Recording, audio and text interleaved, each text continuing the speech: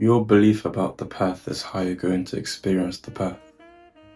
When you think that hard work is the only way, then you're going to have to put in hard work. If you think things are going to be a struggle, then you're going to struggle with it. I've always told myself that things can come easy, things are allowed to be effortless, and that two things can be true at once, in the sense that I can enjoy myself, I can have free time for myself, and I can put in effort into certain endeavors and succeed in those endeavors, and I did. But some people have been told, you need to lock yourself away, you need to isolate yourself, you need to caveman mode or whatever they used to call it. Or you have to, whatever you're gunning for is going to be bloody and treacherous and difficult. But once you accept that as true, then that's how you're going to experience life, because we've always experienced what we're expecting. What is more important than what you're doing is that what you're doing has the right energy behind it. Your mindset is what ultimately magnetizes things to you, in a sense. It's ultimately the cheat code, the shortcut to wherever you want to go, to get into wherever you want to go. Productivity is like a scam. It's literally been packaged as a scam. Productivity is an optional thing. Waking up 3 hours earlier doesn't make you any step closer to the person that has the things that you want. That person that has the things that you want probably wakes up whenever the hell he wants. He doesn't care, because there's a certain level of conviction and mastery within that person that they don't have to not even keep up appearances. It's more like the conviction is so high that they know that all they need to, they allow themselves to be led to do whatever they feel is required to get them to that place. And it doesn't have to be a lot. Do you know what I'm saying? Oh, as long as I do these things, then I'm straight, I'm calm, innit? But it's not like, oh, it's imperative, I have to do this. And there's no level of desperation that comes with it. And that's what I mean by the energy matters. Because when you have a desperate energy towards anything, even a great example would be when you're chasing a significant other, chasing love or whatever. Yeah, chasing love. Whenever you come off as desperate, it grosses out the other person. It grosses out your desired person. When you're being desperate, you're moving to, you've never been here before. Act like you've been here before, you get me? That's kind of the attitude you need to have towards anything that you're striving for in life. You don't want to give off a desperate energy, an energy that says, I'm not worthy of holding this thing. I have to go the extra mile. The person that has the thing doesn't even care about the thing. It's not a big deal to them. They prioritize themselves above all else, above whatever's going on outside of them. If they are successful in this and that, they still prioritize themselves and how they identify, how they perceive, how they believe, and how they feel on the thoughts that they think daily.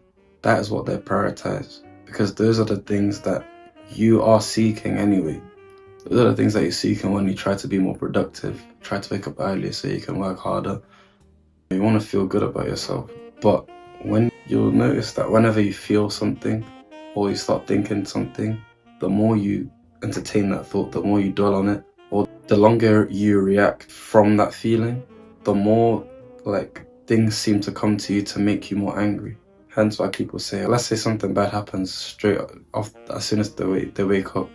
The typical thing that everyone thinks is that, oh, today's going to be a bad day. And they then actually experience a bad day because they've been focusing on how unlucky they were to experience this first thing.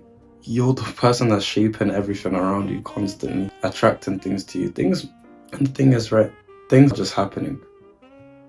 But it's whatever you're attuned to, it's the frequency you're attuned to, it's the channel that you're tuned into that makes it so that things are more visible, things are felt more. Do you know what I mean? So tune into whatever you prefer. Don't think that if you do certain things, it's automatically going to mean that things are going to shape the way that you want it to. It might do temporarily, but it won't last. You have to build the person that owns the thing. You have to build up your character to be able to even hold space for such things. Apologies for my throat, I just woke up. Pause.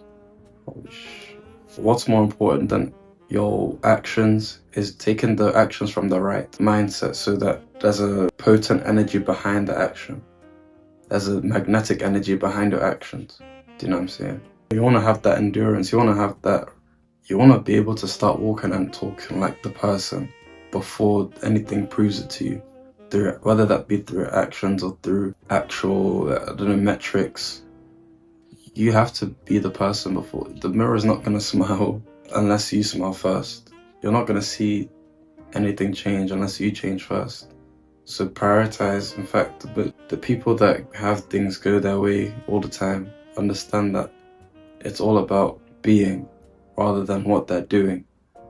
What you do hardly matters. You'll see that there are people less talented than you, less smart than you, that are just enjoying the things that you are desperately aching to enjoy.